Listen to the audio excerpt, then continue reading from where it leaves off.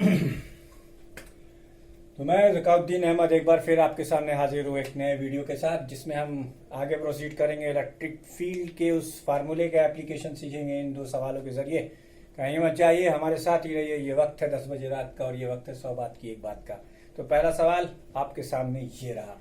A proton experiences a force of 10 to the power minus 7 Newton in an electric field of magnitude 10 to the power 5 Newton per coulomb. Find the acceleration of the proton and time taken by proton to travel a distance of 10 centimeter. अब बहुत से लोग की आंखें खुल जाएंगे, अरे sir ये क्या है, आपने तो फार्मूला पढ़ाया है F equal to Q E, ना क्यू दिख रहा है ना ई दिख रहा है F दिख रहा है। तो बच्चों ऐसा है कि प्रोटॉन और इलेक्ट्रॉन एक बेसिक फिजिकल क्वांटिटी, बेसिक वो हैं, फंडामेंटल स्पेसीज है। मैंने पहले लेक्चर में ही आपको डिस्कस किया था। तो सलाह ये आती कि याद कर लो यार, ये सब छोटी मोटी चीजें भी अब हमसे लिखवाओगे बोर्ड पर, बताओ इस बुढ़ापे में भी तुम लोग चैन नहीं लेने दे रहे हो। खैर चलो कोई बात नहीं, हम लिख देंगे। तो साहब जो चीजें दी हुई है पहले उन्हें क्लब कर लो। तो एफ की वैल्यू यहाँ पर दी हुई है 10 to the power minus 7 Newton. कहीं बहुत बढ़िया भाई, बहुत बढ़िया। अब इलेक्ट्रिक फील्ड का देखो खाली मैग्नीट्यूड दिया हुआ भाई, डायरेक्शन फायरेक्शन की बात हमने इस कोई न्यूमेरिकल में नहीं करी है, ठीक है। मास भी दिया हुआ है, वाह भाई बहुत बढ़िया, 1.6 इंटू 10 की पावर माइनस 27 किलोग्राम। ये मैंने अप्रोक्सीमेट वैल्यू ली है, मुकदमा न ठोक दइए भैया। सर इसके तो 1.67 होती है, ठीक है मालूम है हमें भी होती है, लेकिन हमने यहाँ पर जानबूझ कर ये लिया। अब इसका एक फायदा होगा है, क्योंकि मकसद तुमको समझाना है, कॉन्सेप्ट बताना है, ठीक है। अभी इस चक्कर में ना पड़ो कि कौन क्या एक्यूरेट वैल्यू नहीं, ये सब कुछ नहीं। अभी जो समझा रहा हूँ उसे समझो। तो ये तीन चीज हमारे पास दी। चलिए चौथी चीज हम अपनी तरफ से कर रहे हैं। क्यू की value 1.6 into 10 power minus 19 coulomb होती है। ये प्रोटॉन का चार्ज है, ये क्यू प्रोटॉन है।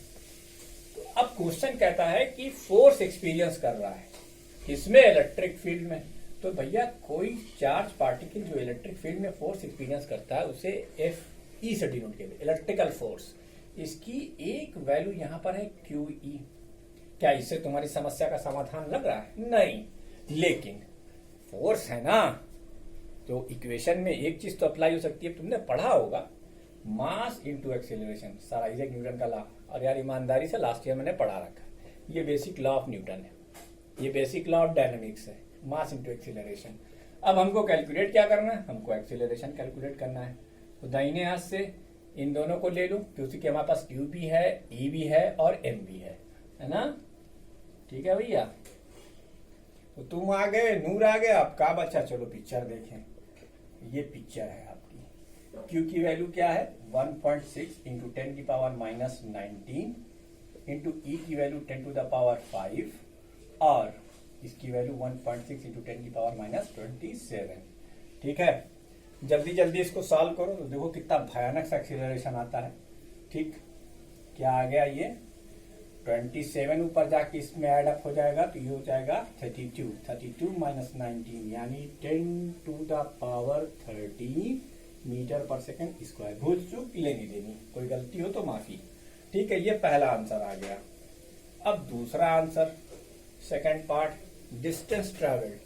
तो जब एक्सेलरेशन आ गया और फोर्स एक्सपीरियंस कर रहा है, यानी मैंने आपको एक चीज न्यूटन के सेकंड लॉ को बताया था, याद करो, लोकल लॉ होता है। लोकल लॉ का मतलब पार्टिकल के मोशन की बैक हिस्ट्री से मतलब नहीं होता। At the instant we are going to start the observation for a particular motion, उस वक्त की कहानी कही जाती है, ठीक है।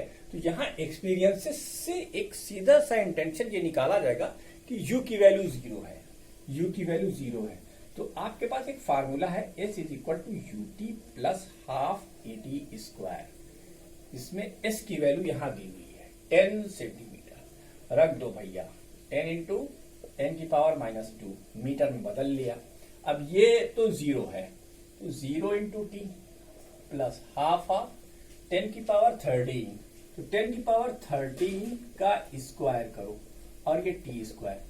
अब यहां से तुम बड़े आराम से टी की वैल्यू कैलकुलेट कर सकते हो। तो देखा, फार्मूला कुछ और बात कुछ और, हम पहुंच गए कहीं और, जाना था चीन पहुंच गए जापान, बात जाओ मेरी मान। तो है लेकिन आसान, कहने की कहानी यही है, ये आसान बात कही हमने, कोई मुश्किल चीज नहीं है।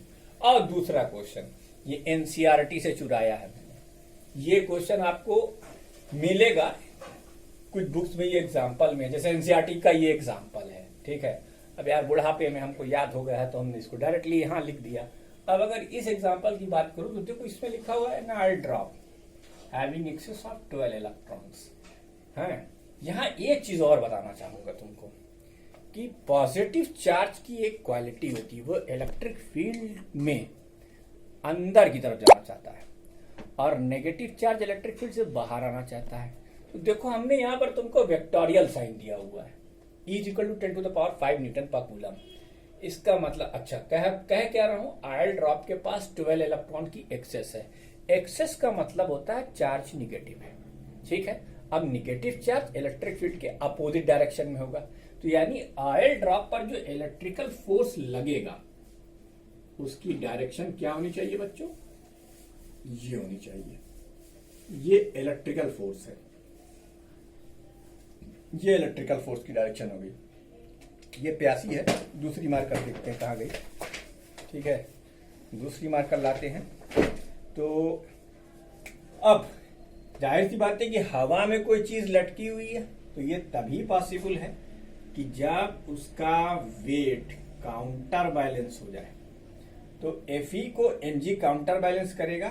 इसके लिए ये जो वेक्टोरियल नोटेशन इलेक्ट्रिक फील्ड का मैंने दिया है उसके हिसाब से इसकी डायरेक्शन ये होगी। देखो एक चीज मैंने तुम्हें फ्री में सिखा दी, बताने कुछ और गए थे और सीख तुम एक चीज और गए। एक चीज क्या सीख गए कि निगेटिव चार्ज हमेशा इलेक्ट्रिक फील्ड की अपोजिट डायरेक्शन में मूव करेगा, पॉजिटिव चार्ज हमेशा इलेक्ट्रिक फील्ड की डायरेक्शन में मूव करेगा। तो चूंकि इसके पास 12 इलेक्ट्रॉनों की एक्सेस है तो ये इलेक्ट्रिक फील्ड की वजह से ऊपर की तरफ भागेगा, और ये तभी पॉसिबल है जब इलेक्ट्रिक फील्ड नीचे की तरफ हो।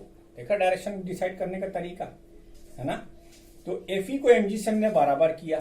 अब हमारा जो क्वेश्चन है वो कह रहा हमें आयल ड्रॉप की रेडियस चाहिए। क्या चाहिए बेटा, आयल ड्रॉप की रेडियस। मान लेते हैं ये r है, ये कैसे निकलेगी, है ना। तो समस्या है तो समाधान है, क्योंकि पहले समाधान होता है फिर समस्या होती है। बिना समाधान की कोई समस्या नहीं। As far as concern of physics numerical, भैया कोरोना में मत घुस जाना, अभी हमें नहीं मालूम कोरोना का क्या समाधान है, ठीक है। तो अभी हम यहीं पे रहते हैं। तो अगर हम Fe को mg से इक्वेट करेंगे, इसको Fe को अगर हम mg से इक्वेट करेंगे, ठीक कर दिया साहब, तो Fe में तो आ जाएगा Q × E और m की जगह पर हम लिख सकते हैं रो × 4/3 πr³। आए हमने क्या किया, हमने बूंद को स्फेरिकल माना और ये हम मान नहीं रहे। सरफेस टेंशन याद करो, अगर बूंद छोटी है तो वो अपने सरफेस को स्फेरिकल रखेगी ताकि मिनिमम एरिया सरफेस का रहे, है ना। तो यहाँ कोई बात हवा में नहीं है। तो ये तो हो गया मास, इस m को एक्सपैंड किया हमने और g। अब इसमें हमें r कैलकुलेट करना है। तो q की वैल्यू 12 × 1.6 × 10⁻⁻⁹। मैंने पहले ही बता रखा है कि जब हम न्यूमेरिकली कैलकुलेशन करते हैं तो हम माइनस और प्लस का साइन फोर्स और इलेक्ट्रिक फील्ड दोनों में नहीं लगाएंगे। वजह क्या है, क्योंकि दोनों वेक्टर हैं। तो बात देखो, जैसे इसमें हमने इलेक्ट्रिक फील्ड की डायरेक्शन बता दी आपको, वैसे ही आपको बाद में बता देना है कि भाई इलेक्ट्रिक फील्ड की डायरेक्शन क्या है या फोर्स किस डायरेक्शन में लग रहा है, ये बात का काम है। लेकिन आप do not insert the negative sign while you are solving the numerical. तो 12 × 10⁻⁶ 1.6 × 10⁻⁹ कूलम, ये तो भैया आयल ड्रॉप का चार्ज हो गया, ठीक है। इलेक्ट्रिक फील्ड का मैग्नीट्यूड हमने आपको 10⁵ न्यूटन पर कूलम दे रखा है, ये भी हो गया। आयल ड्रॉप की डेंसिटी भी दे रखी है 1400 किलोग्राम पर मीटर क्यूब, और जी तुम अपनी कन्वीनियंट के लिए 10 मीटर पर सेकंड स्क्वायर ले लो। ये सारी वैल्यू और पाई की भी वैल्यू लिख देते हैं, क्योंकि ये पता नहीं तुम में से कुछ को याद हो नहीं होगा, नहीं याद है तो याद कर लो भाई, 3.14, ठीक। तो ये सारी वैल्यू जैसे ही तुम इसमें पुट करोगे, अब तुम्हें आर बिना वैल्यू का दिखाई देगा, वो तुम आराम से कैलकुलेट कर लोगे। तो ये दो न्यूमेरिकल्स हैं जो मैंने कोशिश करी है आपको F बराबर QE को समझाने की। दोनों में मैंने अलग अलग एक्सपेक्ट लिया है।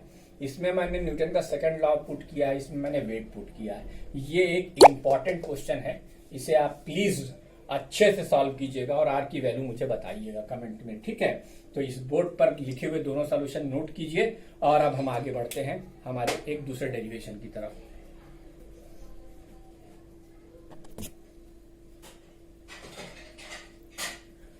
तो वीडियो को पॉज करके आपने वो दो सॉल्यूशंस नोट कर लिए होंगे।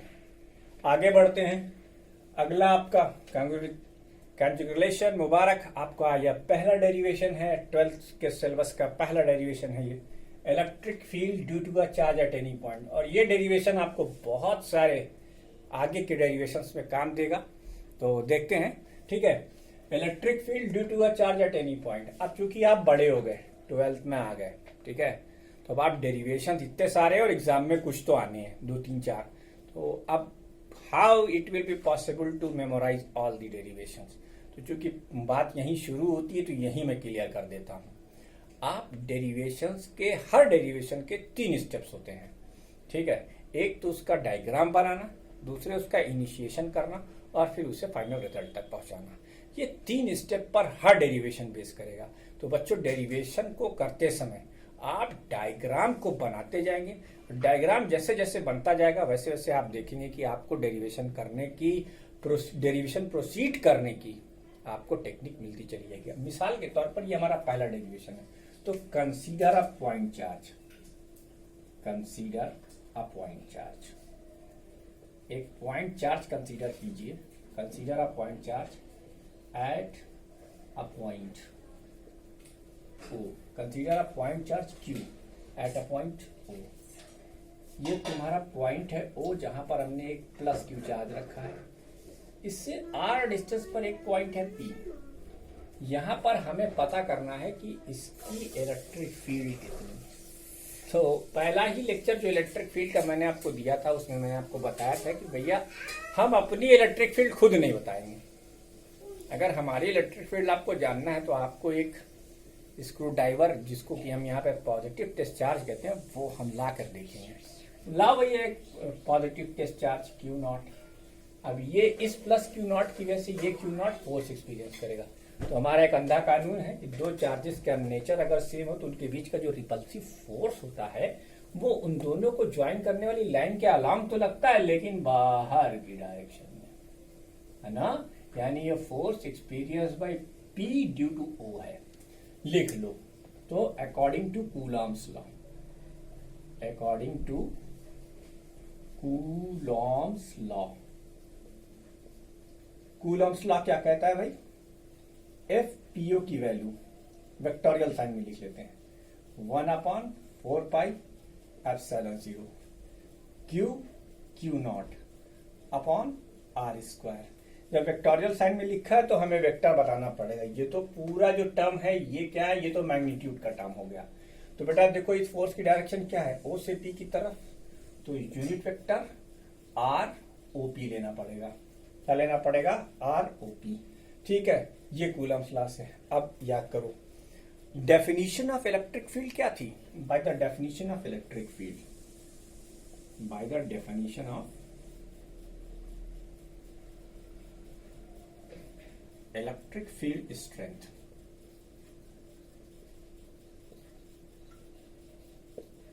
इलेक्ट्रिक फील्ड स्ट्रेंथ EO की वैल्यू FPO अपॉन Q0। तो ये हो गया 1/Q0, 1/4πε0 Q0 upon R square into unit vector ROP, ठीक है। Q0 से Q0 कैंसिल हो गया, इसकी वैल्यू क्या आ गई, 1/4πε0 Q upon R square into ROP। ये सिर्फ और सिर्फ वेक्टर साइन है, इससे बिल्कुल घबराना नहीं है। मैं आगे आपके सामने कानून रख देता हूँ। तो बच्चों देखो, ये पहला डेरिवेशन था और ये बहुत ही इजी डेरिवेशन था। आपने क्या किया, कुछ नहीं किया, सिर्फ कूलम्स का लॉ लिखा और इलेक्ट्रिक फील्ड की डेफिनेशन लिखी, और डेफिनेशन लिखकर आपने ये फार्मूला डिराइव कर लिया, ठीक है। अब यहाँ से हमको कुछ बातों का पता चलता है। पहली बात तो ये पता लगी कि जैसे Coulomb's law inverse square law को ओबे करता है, वैसे इलेक्ट्रिक फील्ड भी किसी पॉइंट चार्ज की इनवर्स स्क्वायर के टर्म को फॉलो करती है। यानी E inversely proportional to 1/r²। इसको हम फोटो खींच कर रख लेंगे।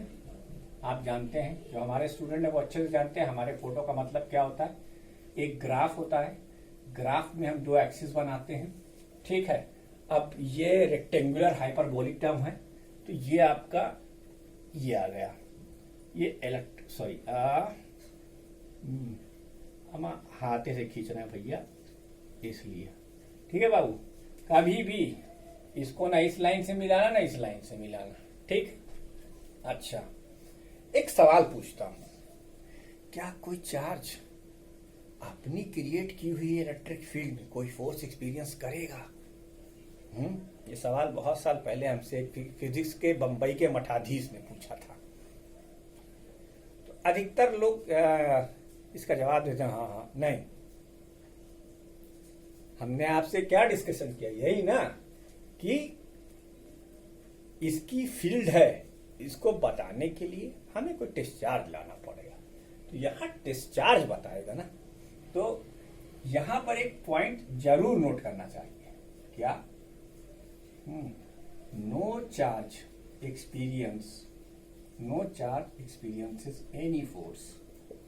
experiences any force in its own created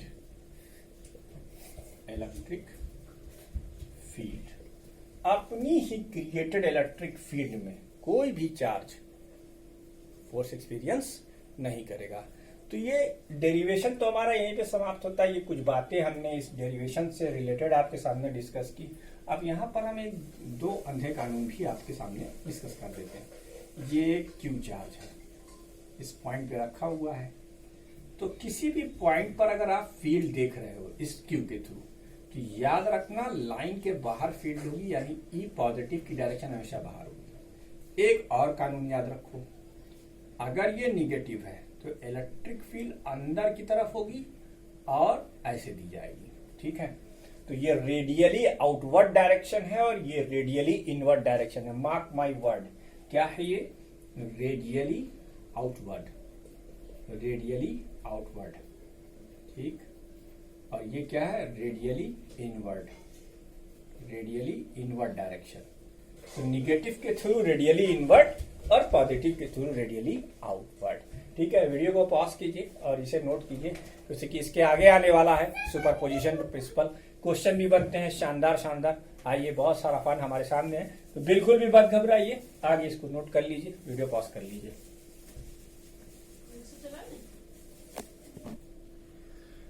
तो principle of superposition of electric field, मैंने आपसे कहा था ना वेक्टर आपका पीछा छोड़ने वाला नहीं है, कम से कम इलेक्ट्रोमैग्नेटिज्म तक। तो देवियों और सज्जनों, मेरी बात को ध्यान से सुनो, बिल्कुल मसला नहीं है। डॉक्टर की दूसरी सलाह ये है, पर्चे पे लिखा हुआ है ऊपर मोटा मोटा, कि इसे आपको याद करना नहीं। तो सबसे पहली बात, तो जो स्टेटमेंट हमने लिखा है इसको हम डिस्कस करें, उससे बेटर है कि हम एक डायग्राम से इसको एक्सप्लेन कर दें। भैया मान लो तुम्हारे पास एक पॉइंट है O, है ना। अब ई एक पॉइंट है A, इसके कांटेक्ट में ये एक सिस्टम है जिसमें एक और पॉइंट है B, यहाँ पर एक चार्ज Q2 है, एक पॉइंट और है, यहाँ पर एक चार्ज Q3 है, एक पॉइंट और है, यहाँ पर एक चार्ज Q4। ये 4 चार्जेस हैं, ठीक है। अब Q1 की ऊपर एक अपनी फील्ड होगी, वो रेडियली आउटवर्ड होगी। मैंने अंधा कानून वहां पे लिखा हुआ था इसके पहले वाले बोर्ड में, आपको याद होना चाहिए। तो A से जो O पर फील्ड प्रोड्यूस होगी उसकी डायरेक्शन अलोंग दिस लाइन होगी और वो EA होगी। उसी तरीके से इस लाइन को हम आगे ज्वाइन करेंगे, तो B की जो फील्ड होगी वो भी अलोंग द लाइन होगी और रेडियली आउटवर्ड होगी। ये कानून है भाई, है ना, इसमें हम कुछ नहीं कर सकते, ठीक। ये फिजिक्स का लॉ है, ठीक है साहब। ऐसे ये Q3 वाला है। अब इसकी जो इलेक्ट्रिक फील्ड होगी वो ये होगी, बाहर की तरफ होगी, पॉइंट से बाहर की तरफ है, और ये EC हो गया। उसी तरीके से D की फील्ड इधर होगी। वाह, अरे वाह। तो आओ जरा इसका फ्री बॉडी डायग्राम बना लें। लोग कहते हैं फ्री बॉडी डायग्राम सिर्फ फोर्सेस के लिए बनता है, ऐसा कुछ नहीं। आप यार कोई भी वेक्टर दिखाने जा रहे हो, उसको जो दिखा रहे हो वो एफबीडी में आएगा, ठीक है। तो ये फ्री बॉडी डायग्राम है बाबू। ईसी हमने ऐसे लिख दिया, बहुत बढ़िया। ईडी हमने ऐसे लिख दिया, बहुत बढ़िया, ठीक। ई ए हमने ऐसे लिख दिया, बहुत बढ़िया। ई बी हमने ऐसे लिख दिया, ये भी बहुत बढ़िया, ठीक। तो अब ओ की जो नेट फील्ड होगी वो इन चारों फील्ड का वेक्टर सम होगी। कौन सा सम होगी? Vector sum. क्योंकि वेक्टर में 2 और 2 0 भी होता है और 2 और 2 4 भी होता है। कक्षा 11 से 10वीं 85वीं बार ये बात बताई जा चुकी है आपको, और अब आपको समझ लेना चाहिए। कृपया करके इसे साधारण वे में ना जोड़ लें, यानी अलजेब्रिक कैलकुलेशन ना करें जब तक कि आपको लगे कि यहाँ पर करना चाहिए। वो कहाँ करना वो भी हम आपको बता देंगे, ये अलजेब्रिकली कैसे ऐड करी जाती है। तो बहरहाल फिलहाल हम चूंकि ये स्टेटमेंट समझने जा रहे हैं, तो हमने ये देखा कि ओ पर जो नेट फील्ड है वो इसकी भी फील्ड है, इसकी भी फील्ड है, इसकी भी फील्ड है और इसकी भी फील्ड है। इन चारों की इंडिविजुअल फील्ड का जो वेक्टर सम है वो ए ओ की नेट फील्ड होगी। तो इसको हम स्टेटमेंट के फॉर्म में यूं लिख लेंगे, EO is equal to E A plus E B plus E C plus E D. और भैया जब तीर लग जाता है तो फिर वो अलजेब्रिक कैलकुलेशन नहीं रह जाता, अब वो वेक्टर कैलकुलेशन है। वेक्टर कैलकुलेशन कैसे होगा? ऐसे तो हो नहीं जाएगा हवा में। आइए कुछ सवाल करते हैं, कुछ बवाल करते हैं, क्योंकि जब तक सवाल नहीं होगा तब तक बवाल नहीं होगा, और जब तक बवाल नहीं होगा तब तक आपको कुछ समझ में नहीं आने वाला। समझाने का प्रयास करते हैं। देखो सबसे हलवा क्वेश्चन, हलवा आप बहुत खाते हैं, ठीक है। तो मान लेते हैं एक चार्ज है, ठीक, ए डिस्टेंस पर एक पॉइंट है ओ, फिर एक है बी, यहां पर भी एक चार्ज है। पहला सवाल यार एकदम आसान सवाल लिया है ना, बिल्कुल टेंशन लेने की जरूरत नहीं है। तो देखो एक कहानी दोहरा दो भैया, ओ पर ए के द्वारा जो फील्ड होगी उसकी डायरेक्शन ये होगी, और बी के द्वारा जो फील्ड होगी उसकी डायरेक्शन ये होगी, है ना। इन दोनों के बीच का एंगल कितना? 180 डिग्री। अगर तुम ई ए की वैल्यू लिखोगे तो ये आएगी 1/4πε0 Q/a², ठीक। अच्छा, कुछ यही वैल्यू ई बी की भी आ जाएगी। अब देखो दो वेक्टर डायरेक्शन में अपोजिट और मैग्नीट्यूड में बराबर, है ना। तो पहले हम क्या लिखेंगे? E O is equal to E A plus E B, ये लिखा गया। अब इसको बदल लो, क्योंकि जब हम स्केलरली ऐड कर लेंगे, क्यों कर लेंगे भाई? क्योंकि दोनों की डायरेक्शन अपोजिट है, तो एंगल हमें मालूम है। और आप जानते हैं दो वेक्टर अगर अपोजिटिवली डायरेक्टेड हो तो बड़े में से छोटा घटाया जाता है। तो यहाँ ना कोई बड़ा है ना कोई छोटा है, क्यों? क्योंकि यहाँ पर दोनों बराबर है। तो इसलिए आप ई ए माइनस ई बी जब करोगे तो आंसर आपको क्या मिलेगा? 0। ये हो गया